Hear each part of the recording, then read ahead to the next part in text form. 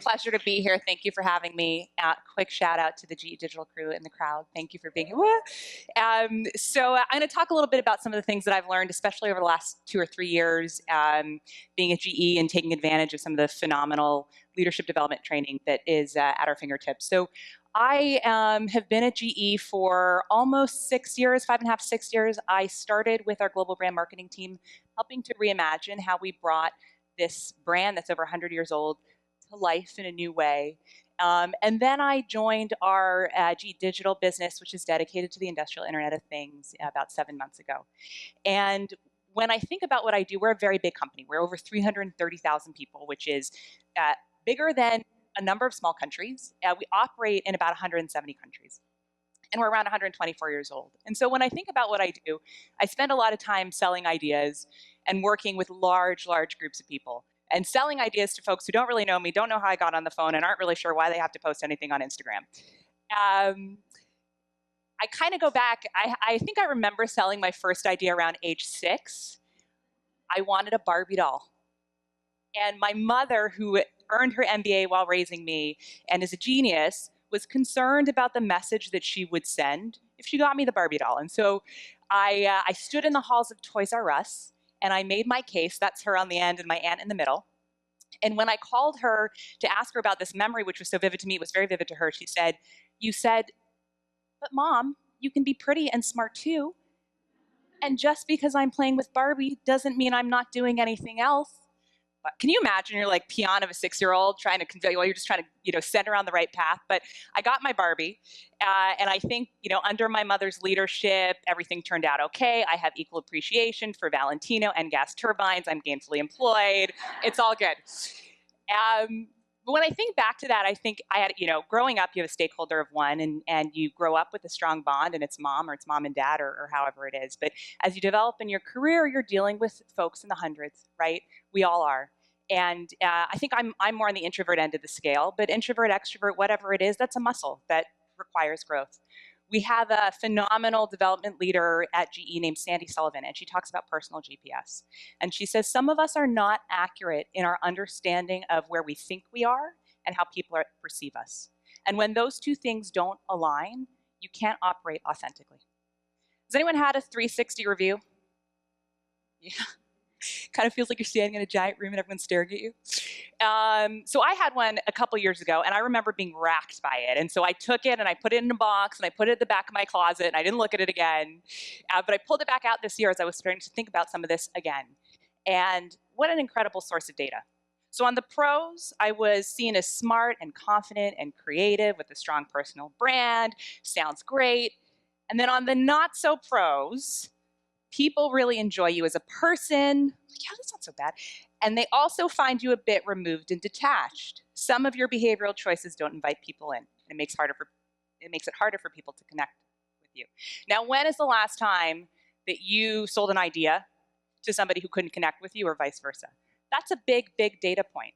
And so for me, it was incredibly valuable to have that data source and understand my personal GPS. And I will always work to build that muscle and build those connections with folks day after day, which are so critical. So once you have that data source, what else do you need, right? There are a few things that we need to be able to grow as leaders and grow groups. Do you know this guy, Simon Sinek?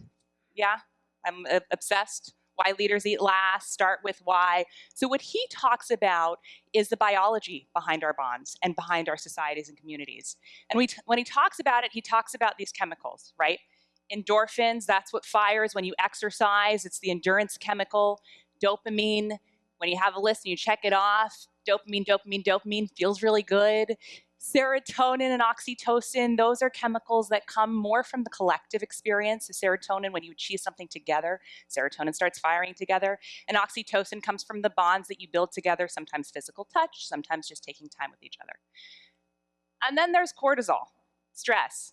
Oh, stress. It's bad for you. It's bad for your health. It's bad for business. It's not a good deal. And when Simon talks about this, he always brings it back to kind of the beginning of our communities and our dynamics as social animals. So we've got a little bit of data about ourselves. We got a little bit of science behind it. Now I want to talk about social style. So this is something that I spend time understanding and going through with my coach. And there are different frameworks for this, but we're all a little bit different, right? So what you need is a bit of a map to start to understand, not to stereotype, but understand what might be going on in someone else's head. So we talked about 4 social styles together. Expressive, charismatic, innovative, analytical, thoughtful in the details, knows what's going on, driving, goal-oriented, gets things done, amiable, favors support and consensus, all great things, right? Good days for all of our styles. But we all know that we all have good days and we all have stressful days. And that stress can come from anywhere, and it can send us into modes, into behaviors that maybe aren't awesome. And so how do you understand those? An expressive might start to overstate the pluses, might seem a little impulsive. An analytical might seem so risk averse as to be negative. Someone who's a driver might be hard to connect with and shut other people out. Sound familiar? I was like, ding, ding, ding. Amiable might be unwilling to confront difficult issues, okay? Driving on a good day, we've got goals, we've got dreams, we're going to Westeros. It's really, really hard on a bad day. I'm getting my dragon, you're all going down in a fire-breathing hell.